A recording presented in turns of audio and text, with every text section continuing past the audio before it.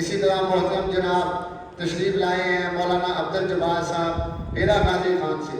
دیکھو یہ دین کی محبت ہے کہ وہ اتنا طویل لمبا سفر کر کے تشریف لائے ہیں.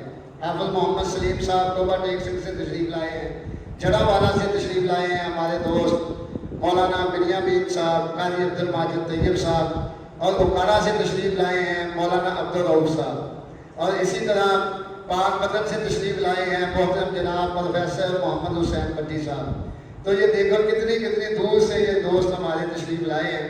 یہ سب تقریر نہیں کریں گے, آپ پریشان نہ ہوں, تقریر ایک ہی عالم کرے گا.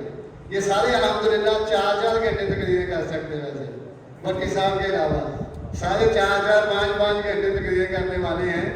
تو یہ سارے تقریریں نہیں کریں گے انشاءاللہ. ایک ہی, چونکہ عبدالشکور دیانوی صاحب آپ ان کو جانتے بھی ہیں, پہچانتے بھی ہیں, ہمارے جناحے کے رہنے والے ہیں.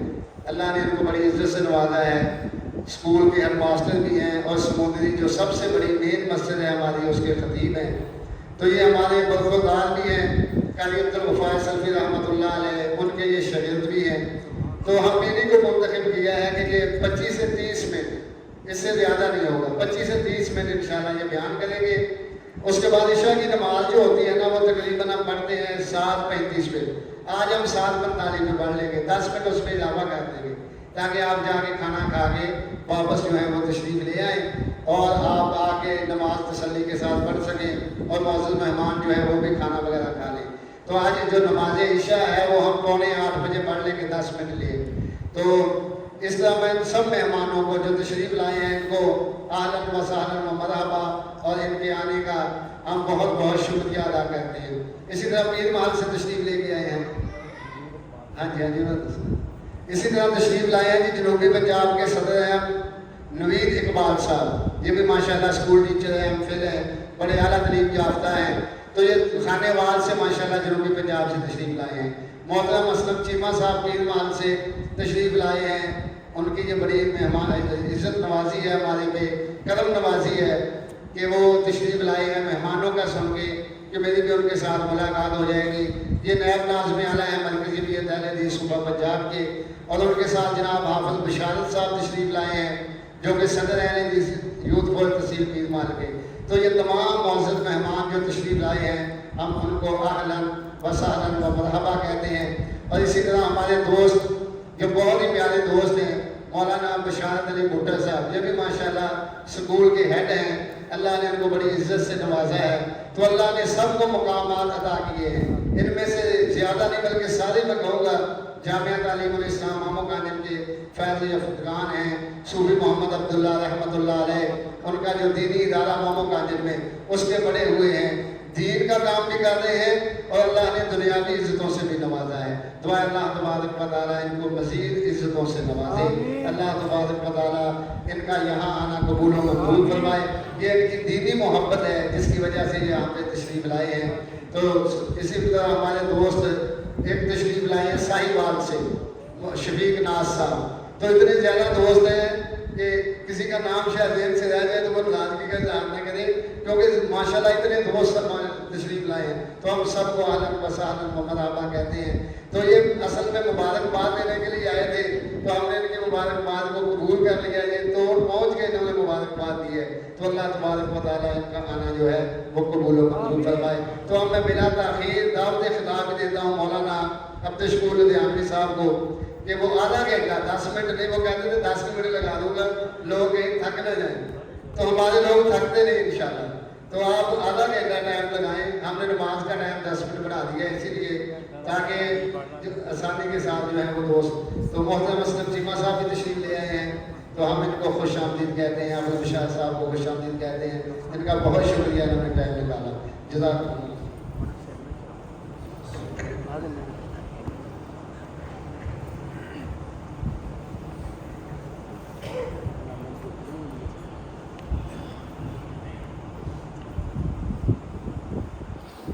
السلام علیکم ورحمۃ اللہ وبرکاتہ.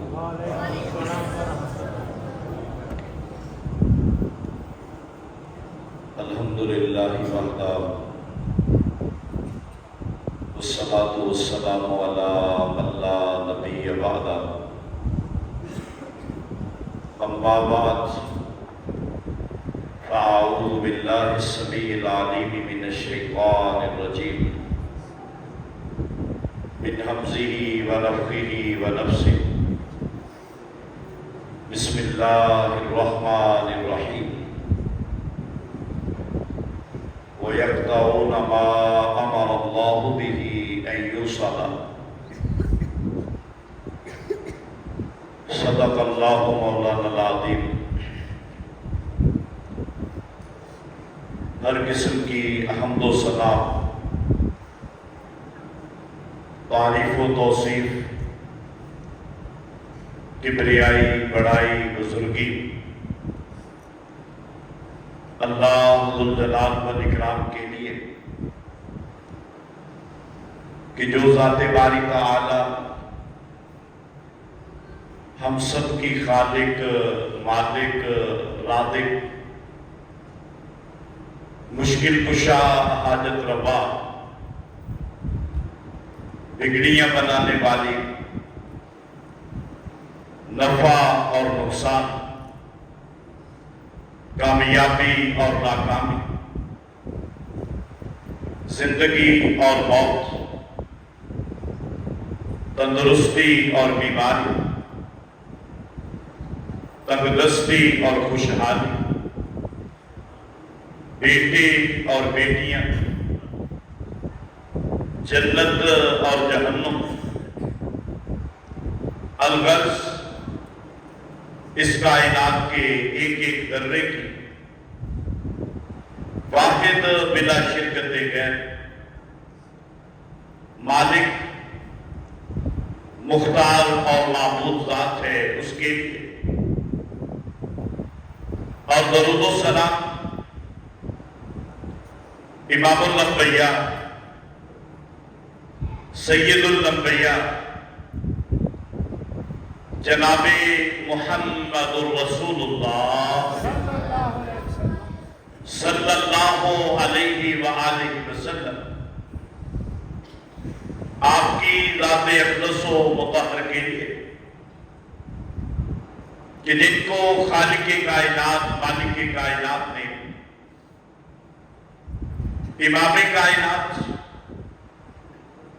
ہادی کائنات، رہبر کائنات، رحمت کائنات، شاف محشر، ساقی کوثر، محسن انسانیت، خاتم الانبیاء والمرسلین بنا کے بھیجا، اور جن کی بڑی ہی پیاری، پاکیزہ، صاف ستھری، بے غیر، اعلیٰ و عرفہ، کامل و اکمل، اسوہ حسنہ زندگی کا ایک ایک لمحہ میرے لیے، آپ سب کے لیے مشعل راہ اور باعث سعادت و نجات ہے۔ یقیناً ہر مومن مسلمان آدمی اس کا یہ عقیدہ بھی ہونا چاہیے اور اس پر اس کا عمل بھی ہونا چاہیے کہ پیارے رسول صلی اللہ علیہ وآلہ وسلم آپ کا دیا ہوا نظام حیات ہمارے لیے صرف اور صرف وہی قابل عمل ہے، اور ہماری شادیاں ہوں، ہماری غمیوں کے مواقع ہوں، خوشیوں کی گھڑیاں ہوں، ہمیں صرف اور صرف پیارے نبی صلی اللہ علیہ وآلہ وسلم آپ کے طریقے پہ چلنا ہے۔ تو آج یہاں پہ ہم بیٹھے ہیں مختصر وقت کے لیے، عہد کرے سارے دوست کہ اپنے بچوں کی، اپنے بھائیوں کی، اپنے عزیز و اقارب کی شادیوں کا موقع ہو یا کوئی اور معاملہ ہو، پیارے رسول صلی اللہ علیہ وسلم کی سنت کو نہیں چھوڑو، شادیوں سے ہندوؤں جیسے کپڑے، ہندوانہ رسمیں، ان کی بو نہیں آنی چاہیے۔ ہمارے تجارتی معاملات، ہماری کھیتی باڑیاں، ہمارا بازاروں میں چلنا پھرنا، کھانا پینا، اس میں بھی پیارے رسول صلی اللہ علیہ وآلہ وسلم، آپ کی سنت اور آپ صلی اللہ علیہ وسلم کی محبت، اس کی خوشبوئیں جو ہے وہ معاشرے کو معطر کرتی ہوئی نظر آنی چاہیے۔ اور دوسری بات کہ یہ عہد کر لیں، ارادہ کر لیں کہ اللہ تعالیٰ کی مدد سے، اس کی توفیق سے ہم اپنے لیے ناجائز سمجھیں گے کہ ہم زندگی کا کوئی بھی لمحہ، کوئی بھی شعبہ ایسا نہیں گزاریں گے جس میں پیارے رسول صلی اللہ علیہ وسلم کی مخالفت ہوتی۔ یقیناً ہماری کامیابی اور کامرانی جو ہے وہ اسی میں مضمر ہے۔ قرآن مجید فرقان حمید سے ایک چھوٹی سی آیت مبارکہ کا حصہ تلاوت کیا ہے، اور اس آیت مبارکہ میں ایک ایسے گناہ کا تذکرہ ہے، ایک ایسی اخلاقی عادت، اس کا ذکر اللہ پاک نے کیا ہے کہ اگر کسی معاشرے کے اندر یہ گناہ پایا جاتا ہے، کسی گھر کے اندر اس گناہ میں مبتلا کوئی بندہ ہے، کسی کاروبار میں شریک کوئی بندہ ہے، تو اللہ کے رسول صلی اللہ علیہ وسلم نے فرمایا ایسے گھر پر، ایسے کھیت کھلیان پر، ایسی دکان اور ایسے کاروبار پر اللہ تعالیٰ کی رحمت جو ہے وہ نازل نہیں ہوتی۔ جس گناہ کا تذکرہ اس آیت مبارکہ میں ہے، پیارے رسول صلی اللہ علیہ وسلم نے فرمایا مومن آدمی کے لیے کوئی گنجائش نہیں ہے کہ وہ اس گناہ کا جو ہے وہ ارتکاب کرے، اور اگر کوئی بندہ اس گناہ کا مرتکب ہے، آپ صلی اللہ علیہ وسلم نے دو انداز میں فرما دیا کہ لا يدخل الجنۃ، کہ اس گناہ کا مرتکب آدمی وہ فرمایا کہ جنت میں نہیں داخل ہو سکتا۔ اندازہ لگائیے کس قدر وہ کبیرہ گناہ ہے۔ اللہ ذو الجلال والاکرام کو اس گناہ سے نفرت کتنی ہے۔ پیارے رسول صلی اللہ علیہ وآلہ وسلم آپ نے ارشاد فرمایا کہ ہر سوموار اور ہر جمعرات کو ہر انسان کے اعمال اللہ ذو الجلال والاکرام کی بارگاہ میں پیش کیے جاتے ہیں۔ ویسے تو روزانہ بھی ہوتے ہیں، فرمایا کہ ہر سوموار، ہر جمعرات کو ہر مومن مسلمان آدمی اس کے اعمال اللہ تعالیٰ کی بارگاہ میں پیش کیے جاتے ہیں، اور جب وہ پیش کیے جاتے ہیں نا، جس بندے کا بھی اعمال نامہ اللہ تعالیٰ کی بارگاہ میں پیش کر دیا جاتا ہے، اللہ پاک فرماتے ہیں میرا یہ جو مومن بندہ ہے نا، اس کے نامہ اعمال میں جتنے بھی گناہ ہیں، جتنی بھی غلطیاں ہیں، جتنی بھی ظلم اور زیادتیاں ہیں، اللہ پاک فرماتے ہیں کہ یہ میری بارگاہ میں اس کا اعمال نامہ آ گیا ہے، اے میرے فرشتوں سارے گناہوں پہ قلم پھیرو، سارے گناہوں پہ قلم پھیرو۔ ہر سوموار ہر جمعرات ہم نے توبہ نہیں کی، ہم نے اللہ تعالیٰ سے معافی نہیں مانگی، ہم نے مغفرت نہیں طلب کی، لیکن اگر ہم کامیاب ہو گئے کہ ہمارا اعمال نامہ سوموار کو بھی اور جمعرات کو بھی اللہ تعالیٰ کی بارگاہ میں پہنچ جائے، کوئی رکاوٹ نہ بنے، ہم نے صرف یہ کوشش کرنی ہے کہ اعمال نامہ بس اللہ تعالیٰ کی بارگاہ میں چلا جائے تو پھر ہوگا کیا؟ سارے گناہ جو ہے وہ معاف کر دیے جائیں گے. لیکن جو آیت مبارکہ کا ٹکڑا پڑا ہے، جس گناہ کا اس میں ذکر ہے نا، آپ صلی اللہ علیہ وسلم نے فرمایا اگر وہ گناہ اس نامہ اعمال میں لکھا ہوگا، اللہ پاک فرمائیں گے کہ اس بندے کے اعمال نامے کو واپس بھیج دیا جائے، میری بارگاہ میں نہ پیش کیا جائے، یہ جائے واپس، اس کو پیش نہیں کیا جائے گا. تو میرے دوستوں، بزرگوں اور بھائیوں، بظاہر یہ نہیں ہے کہ آپ اس میں وہ کوئی قتل کا گناہ ہے، وہ کوئی زنا والا گناہ ہے، وہ کوئی اور بڑا گناہ ہے. فرمایا نہیں، وہ گناہ کیا ہے؟ فرمایا وہ گناہ ہے قطع تعلقی کا، کہ ایک بھائی بھائی سے ناراض ہے، ایک بیٹا باپ سے ناراض ہے، ایک بہو ساس سے ناراض ہے، ایک ساس اپنی بہو سے ناراض ہے، ایک بھتیجا اپنے چچا سے ناراض ہے، بھانجا اپنے ماموں سے ناراض ہے، ہمسایہ اپنے ہمسائے سے ناراض ہے. ایک ہی صف میں، ایک ہی مسجد کے اندر نماز پڑھنے والا ایک مسلمان نمازی اپنے دوسرے مسلمان نمازی سے ناراض ہے. موحد ہے، موحد ہے، مومن ہے، نمازی ہے، قرآن کی تلاوت کرنے والا ہے، لیکن میرے بھائیوں اگر وہ آپس میں قطع تعلقی کیے ہوئے ہیں، ایک دوسرے سے ناراض ہے، تو اللہ تعالیٰ ایسے لوگوں کے اعمال اپنی بارگاہ میں پیش نہیں ہونے دیتے. صحیح حدیث مبارک ہے.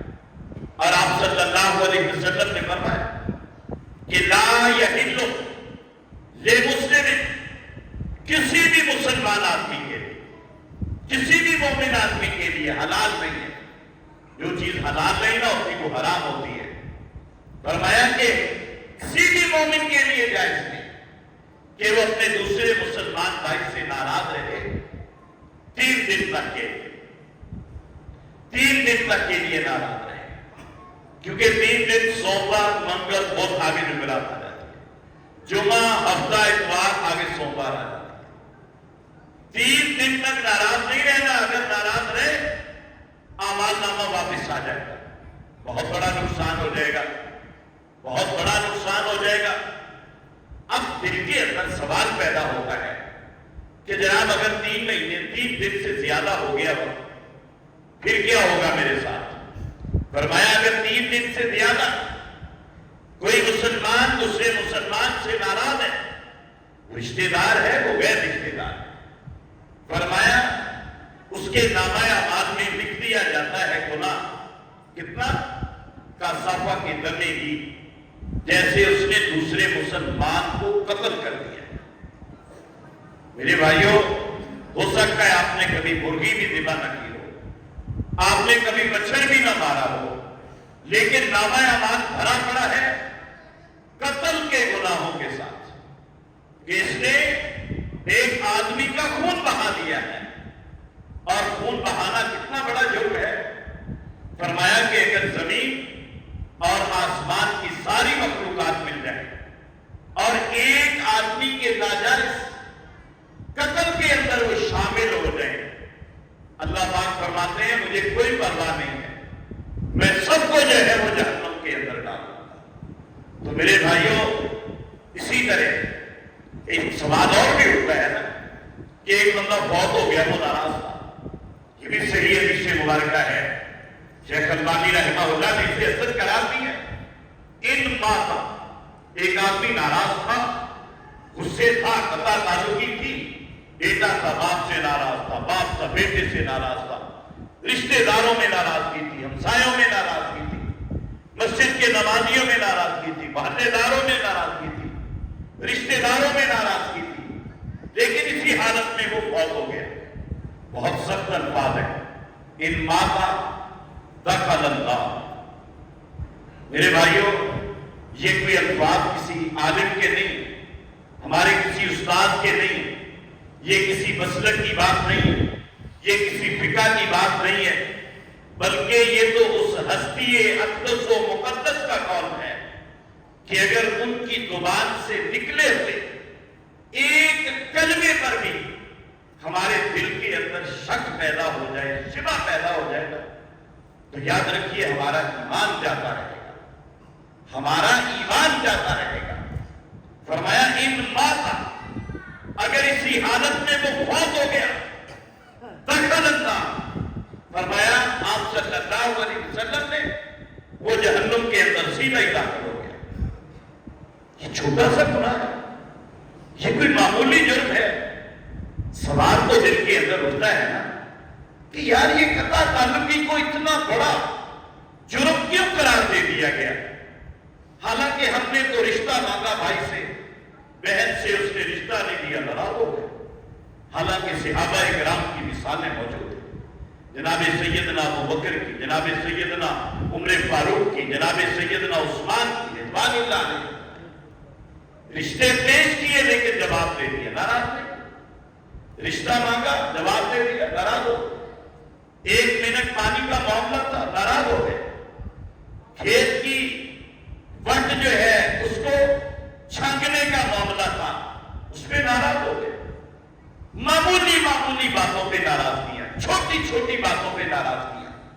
میرے بھائیوں، یہ ناراضگیاں، یہ اتنا بڑا جرم کیوں قرار دے دیا گیا کہ فرمایا اگر بیوی خاوند سے ناراض ہے، جب تک وہ ناراض رہتی ہے، اللہ تعالیٰ نے فرشتوں کو کہہ دیا کہ اس عورت پر لعنت بھیجتے رہو، اس عورت پر لعنت بھیجتے رہو، وہ اپنے خاوند سے ناراض ہو گئی، جتنی دیر تک وہ ناراض رہے گی، فرمایا کہ اتنی دیر تک فرشتے جو ہے وہ لعنت بھیجتے رہے۔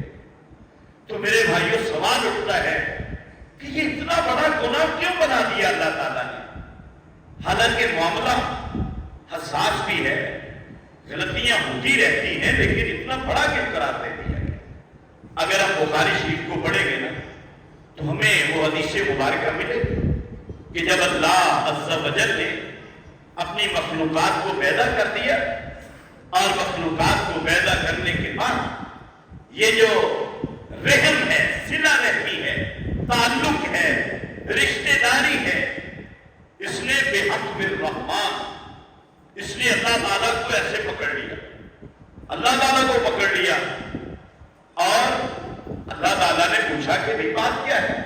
ہمارا تو عقیدہ ہے کہ اللہ تعالیٰ کی ذات ہے، اللہ تعالیٰ کو غیر بری چیز نہیں ہے، اللہ تعالیٰ کی ذات ہے، اللہ تعالیٰ کے ہاتھ ہیں، اللہ تعالیٰ کی آنکھیں ہیں، اللہ تعالیٰ کے پاؤں ہیں، ہمارا عقیدہ ہے۔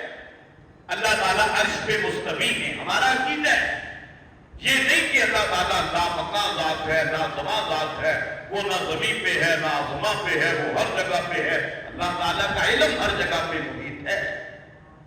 لیکن یہ ایک الگ موضوع ہے، ہم اس کی طرف نہیں جائیں گے کیونکہ وقت صرف 4 منٹ باقی ہے۔ تو اب جو ہے وہ معاملہ کیا کہ وہ جو صلہ رحمی ہے نا، وہ اللہ تعالیٰ کے ساتھ چمٹ جاتی ہے۔ اللہ تعالیٰ کہیں گے بھی تجھے کیا ہو گیا، تجھے کیا ہو گیا؟ تو اللہ تعالیٰ فرماتے ہیں کیوں ایسا معاملہ ہے؟ میں نے ساری مخلوقات کو پیدا کر دیا، تجھے بھی پیدا کیا، تو میرے ساتھ کیوں چمٹ گئی ہے بھائی؟ صلہ رحمی، رشتے کو جوڑنا، وہ پتہ کیا کہیں گے؟ وہ کہیں گے کہ اے میرے پروردگار، تو نے پیدا تو مجھے کر دیا ہے، لیکن میرا حشر بہت برا ہوگا۔ چھوٹی چھوٹی باتوں پہ لوگ ناراض ہو جائے گا، معمولی باتوں پہ لوگ جو ہے وہ تعلقات کو توڑ دیا کریں گے، رشتہ داریوں کو توڑ دیا کریں گے، معمولی باتوں پہ۔ تو میرے بھائیوں پتہ کیا ہوگا؟ اللہ تعالیٰ نے کیا فرمایا وہاں پہ؟ صلہ رحمی سے اللہ نے ایک وعدہ کیا۔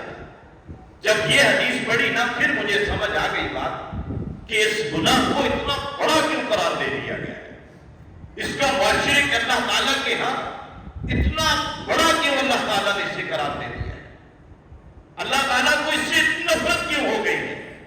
کیونکہ اللہ تعالیٰ نے پھر صلہ رحمی سے وعدہ کیا۔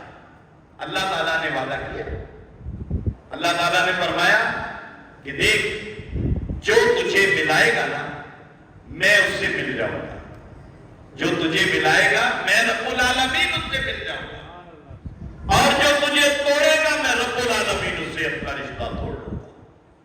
میرے بھائیوں، اسی لیے اللہ پاک نے فرمایا ہے کہ یہ لوگ فسادی ہیں جو اپنے تعلقات کو توڑتے ہیں، اور آپ صلی اللہ علیہ وسلم نے فرمایا سل من قطعک وآت من حرمک۔ یہ بڑے سوال آپ کے دلوں میں اٹھیں گے اس کے بارے میں، چونکہ یہ موضوع ایسا ہے، سوالات بڑے اٹھیں گے کہ جناب میرے تو باپ نے جو ہے میرے ایک بھائی کو ساری نیائی والی زمین اس کو دے دی ہے، مجھے پیچھے دے دی ہے، میں بھلا کیوں نہ اپنے باپ سے ناراض ہوں؟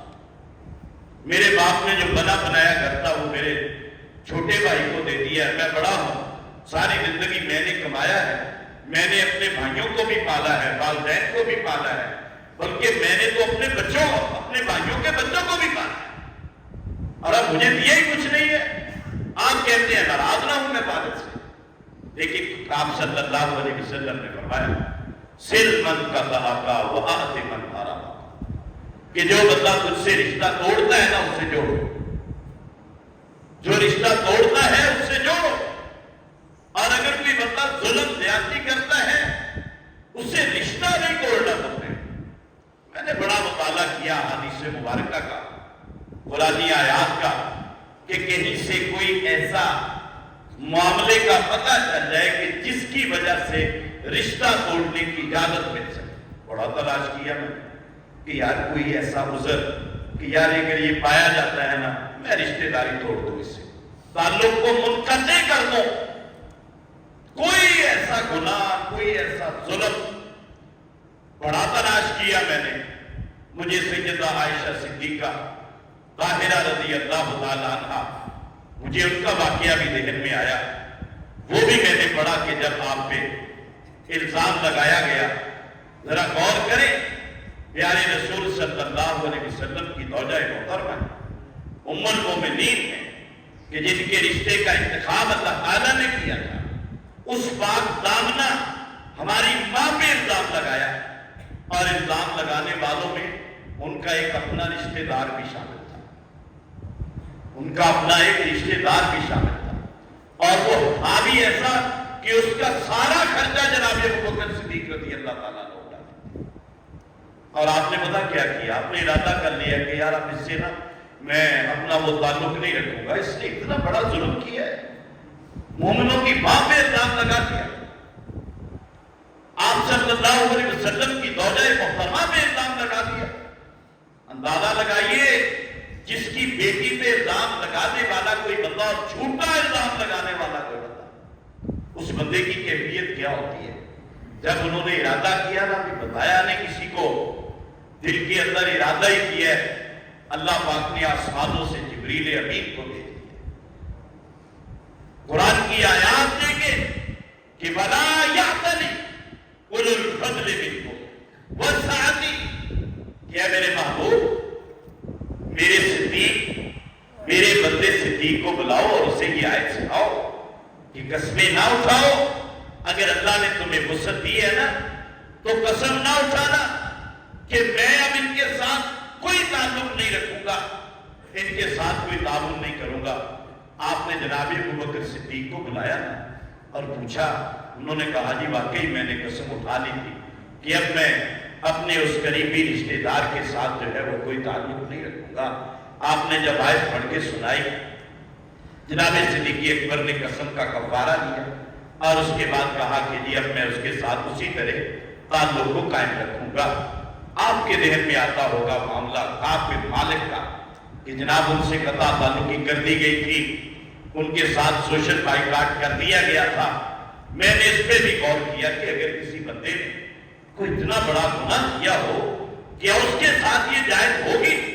لیکن پھر مجھے میرے اساتذہ نے بتایا کہ یہ بھی بات درست نہیں ہے، وہ قطع تعلقی جو ہوئی تھی وہ وحی کے ذریعے ہوئی تھی، اب وحی بند ہو چکی ہے، اگر کسی پر وحی آ جائے تو ہو سکتی ہے، بصورت دیگر یہ جائز نہیں ہے۔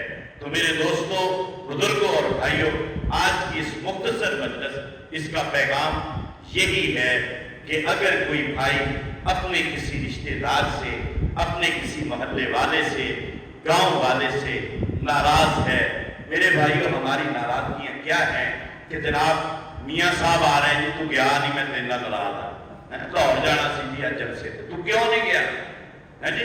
اج جناب اسی عمران خان واسطے جلسہ کرنا سی، تو کیوں نہیں گیا؟ میں ناراض ہاں جی تہاڈے نال۔ اج جناب بلاول صاحب آ رہے تھے، تو نہیں گیا، میں ناراض ہوں، انہوں کیوں ووٹ دیتا، انہوں کیوں ووٹ دیتا، میری پارٹی کو کیوں نہیں ووٹ دیتا؟ یہی ہے نا ناراضگیاں ہماری، یہی ناراضگیاں ہیں نا ہماری۔ اور اللہ کے بندو، اللہ کے رسول صلی اللہ علیہ وسلم کے دامن سے وابستہ ہو جاؤ، ساری محبتوں کا رخ، عقیدتوں کا رخ، پیار کا رخ اپنے لیے پیارے نبی صلی اللہ علیہ وسلم کے ساتھ جوڑ دیجیے۔ جہاں سے آپ نے روک دیا رک جائیے، جس چیز کا حکم دیا اس کو کیجیے۔ تو صلہ رحمی، قطع تعلقی بہت بڑا جرم ہے، صلہ رحمی بہت بڑی نیکی ہے، بہت بڑے بڑے فضائل ہیں۔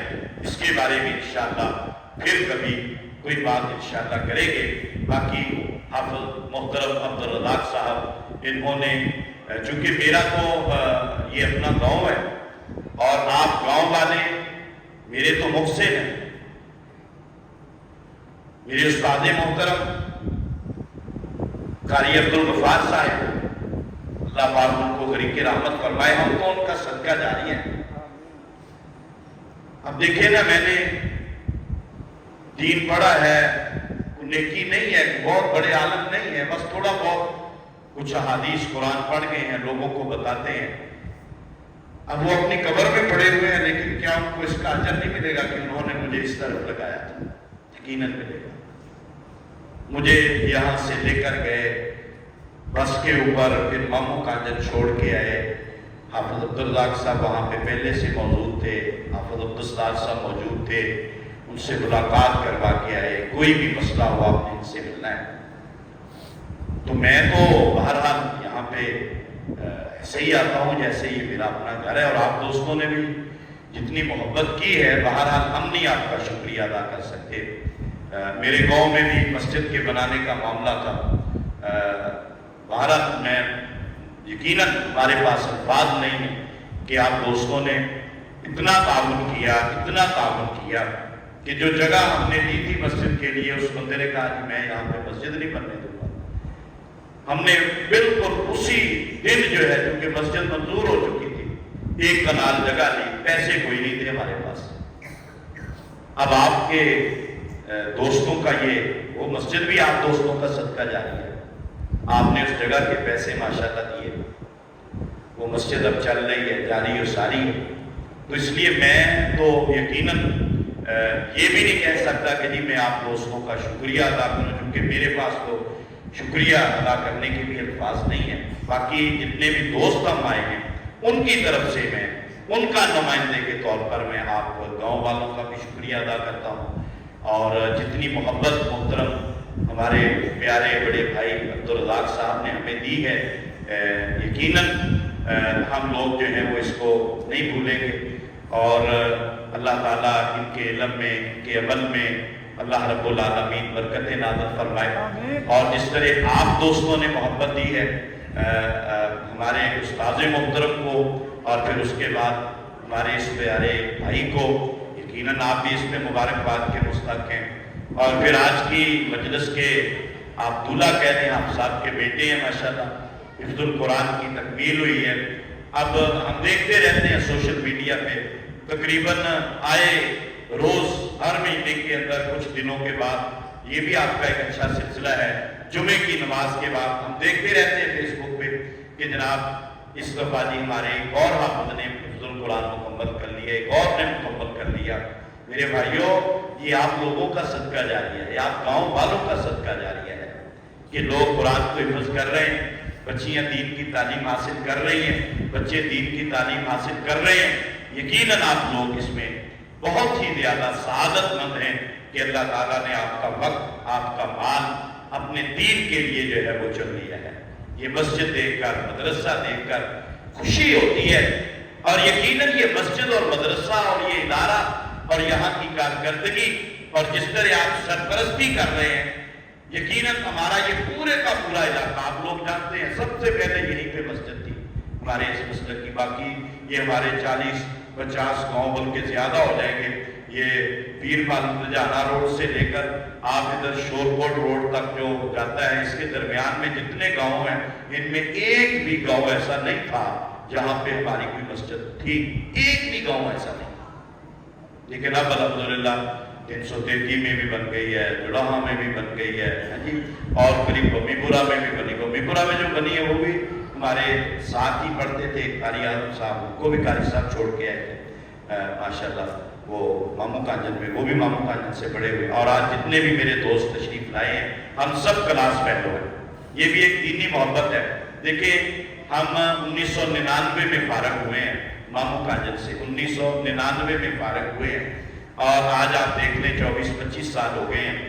تو شاید ہی کوئی دن ایسا ہو کہ جس دن ہماری آپس میں بات چیت نہیں ہوتی۔ یہ سوشل میڈیا، واٹس ایپ والوں کو بھی اللہ، اگر وہ مسلمان ہیں تو اللہ ان کو بھی، ان کے لیے بھی یہ صدقہ جاری ہوگا، یعنی روزانہ ہماری ملاقات رہتی ہے، اور الحمدللہ بات چیت بھی ہوتی رہتی ہے، مسائل پہ گفتگو ہوتی ہے۔ اور ہم جب جمعہ پڑھانا ہوتا ہے اس میں بھی ہم یہ جتنے بھی دوست آئے ہیں نا، ہماری تقریباً ہمارا موضوع سب کا ایک ہی ہوتا ہے، کیونکہ ہم آپس میں پھر ڈسکشن کر لیتے ہیں موضوع کے اوپر۔ حافظ صاحب اپنے ہمیں دے دیتے ہیں معلومات، جن جن دوستوں کے پاس جو معلومات ہوتی ہے وہ دے دیتے ہیں۔ تو یہ آج اسی دینی محبت کا نتیجہ ہے۔ بہت سے دوست جو ہیں بڑے ضروری کام تھے، ان کو وہ چھوڑ کر آئے ہیں۔ مولانا امین شاہد صاحب تھے۔ یہ دین کی محبت ہے، یہ کوئی میں احسان والی بات نہیں کر رہا، صرف یہ کہہ رہا ہوں کہ دین کی محبت اور دین کا تعلق سب سے گہرا تعلق ہوتا ہے۔ ماشاءاللہ ہمارے ڈاکٹر امجد صاحب ہیں، وہ ان کی بڑی مصروفیات ہیں، وہ تشریف لائے۔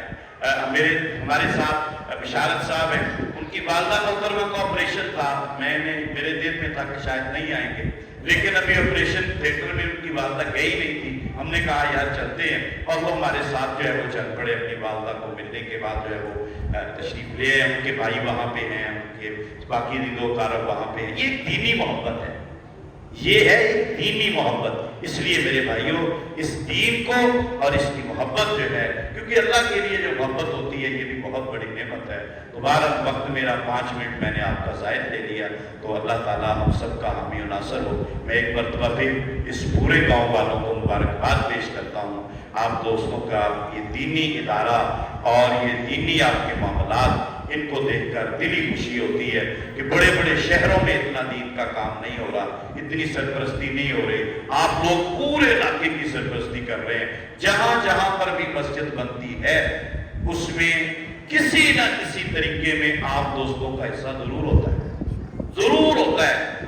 آپ کو پتہ بھی نہیں ہوگا قیامت والے دن، اب ہر مسجد میں جو لوگ نمازیں پڑھتے ہیں نا، جہاں جہاں آپ کا حصہ ہے نا، آپ کے نامہ اعمال میں اجر لکھا جاتا رہے۔ قیامت والے دن 308 دیکھیں گے وہ یار کتنی نمازاں ایسی پڑھی ہیں گی، فرشتے بتائیں گے جو جو تم نے مسجدیں بنائی تھی وہاں جو جو لوگ نماز پڑھتے تھے ان سب کی نمازوں کا ثواب بھی آپ کے نامہ اعمال میں ہے۔ اس لیے یہ گاؤں ماشاءاللہ اللہ تعالیٰ اس پر اپنی رحمت برکت نازل فرمائے۔ اللہ رب العالمین آپ دوستوں کا دین کے ساتھ اسی طرح محبت جو ہے اس کو قائم رکھے۔ وما علینا الا البلاغ المبین۔